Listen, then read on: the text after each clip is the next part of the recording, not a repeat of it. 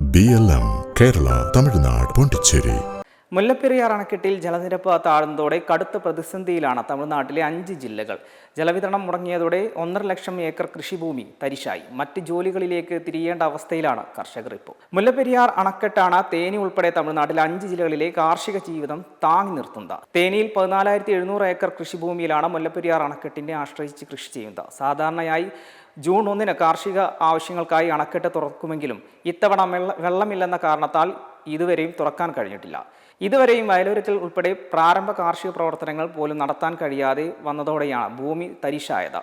മുൻപുണ്ടായിരുന്ന ജലശേഖരം ആസൂത്രണമില്ലാതെ തുറന്നു വിട്ടതും ഈ വർഷം മതിയായ മഴ ലഭിക്കാതിരുന്നതുമാണ് പ്രതിസന്ധിക്ക് കാരണമെന്നാണ് കർഷകരുടെ ആരോപണം. മുല്ലപ്പെരിയാർ അണക്കെട്ടിന്റെ ജലനിരപ്പ് 142 അടിയിൽ നിന്ന് 152 അടിയായി ഉയർത്തിയാൽ വരൾച്ച കാലത്തും കൃഷി ഇറക്കാൻ കഴിയുമെന്നാണ് തമിഴ്നാടിന്റെ വാദം. ജലക്ഷാമം കാരണം കൃഷി ഉപേക്ഷിച്ച പലരും കടുത്ത പ്രതിസന്ധിയിലാണ്.